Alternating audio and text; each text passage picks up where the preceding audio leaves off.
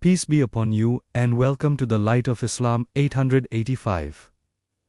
Today, we're going to explore the profound meanings of a truly beautiful chapter of the Quran, Surah Al-Insan, which is also known as Surah Ad-Dahr. This surah is a powerful message about our creation, the importance of gratitude, the virtue of patience, and the magnificent rewards awaiting the believers in paradise. Scholars have different views on when it was revealed. Some say it was in Medina, while others believe parts of it came down in Makkah. What's certain is that it was revealed to our beloved Prophet Muhammad, peace be upon him, as a timeless reminder for all believers about our true purpose in life and the undeniable reality of the hereafter. The surah opens with a question that immediately humbles the heart. Has there not been over man a period of time when he was nothing worth mentioning? Just think about that. This verse takes us back to our origin, reminding us that before Allah created us, we were nothing. We didn't exist. From a humble drop of fluid, Allah fashioned us, gifting us the incredible abilities of hearing, sight, and intelligence. So why were we given these gifts? The surah makes it clear. One of the primary reasons for its revelation was to teach us that this life is a test. We were created to see who among us will be grateful and who will be ungrateful. Allah, in His infinite mercy, has shown us the straight path. The choice, however, is ours. We can choose the path of gratitude and faith, or the path of disbelief and neglect. This message was particularly crucial during the time of the Prophet, peace be upon him, when many people stubbornly rejected the truth despite seeing clear signs. The surah reinforces a fundamental Islamic belief. Guidance is from Allah, but we are fully responsible for the choices we make. Now, let's talk about one of the most moving stories connected to this surah, which illustrates the profound virtues of charity and pure sincerity. Many well-known narrations link specific verses in Surah Al-Insan to the noble family of Ali ibn Abi Talib and Fatima, may Allah be pleased with them. The story goes that they were fasting for 3 consecutive days. Each evening, just as they were about to break their fast, a person in need came to their door. On the first night, it was a poor person. On the second, an orphan, and on the third, a captive. Every single time, despite their own hunger and need, they gave away their food. They were left with only water. And what was their motivation? They gave solely for the sake of Allah. Their words, immortalized in the Qur'an, were, "We feed you only for the sake of Allah. We wish not from you reward or gratitude." This is one of the most beautiful lessons in our faith. Giving with absolute sincerity, expecting nothing in return from anyone except Allah.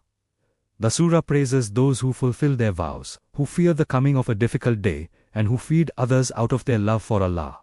This teaches us that true righteousness isn't just about personal acts of worship, it's deeply connected to our compassion and generosity towards others. After describing the actions of the righteous, Surah Al-Insan gives us a breathtaking and comforting glimpse into their reward, paradise. The descriptions are vivid and detailed. Allah speaks of lush gardens with flowing springs, of believers reclining on raised couches, wearing garments of fine silk. They will enjoy cool shade.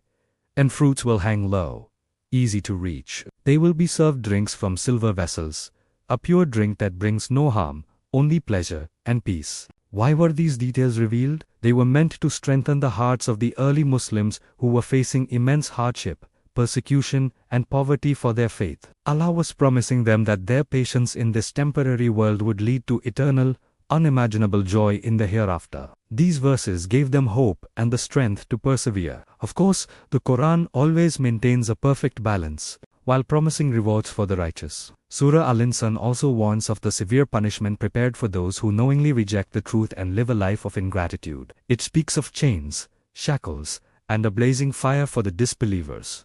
This contrast between the blissful reward and the painful punishment is a recurring theme that reminds us of a critical truth. This life is short and fleeting, but the consequences of our choices for good or for bad will last for eternity in the hereafter. Another vital lesson woven throughout this surah is the importance of patience.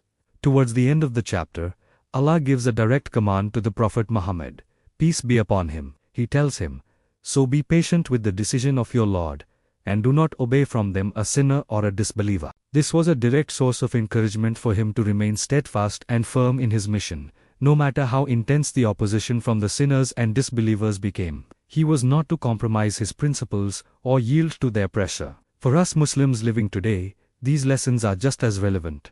Surah Al-Insan serves as a powerful guide for our daily lives. It reminds us of our humble beginning, our ultimate responsibility to our Creator, and our final destination. It is a beautiful call to a life of gratitude for Allah's countless blessings. A life of patience in the face of trials, a life of generosity towards those in need, and a life of sincerity in all our actions. It teaches us that every single good deed, no matter how small it may seem, if done purely for the pleasure of Allah, will never, ever be wasted. Here at the Light of Islam 885, we strive to share reflections on chapters like Surah Al-Insan to help us all reconnect with the divine words of the Quran. This surah reminds us that our life is a sacred trust from Allah. True success, both in this world and the next, lies in our obedience to Him and our conscious preparation for the hereafter. May Allah make us among those who are truly grateful, among those who are beautifully patient, and among those whose hearts are filled with sincerity. Ameen. Thank you so much for joining us. If this reflection touched your heart, please like, share, and subscribe for more content that brings us closer to the Quran. See you in the next video.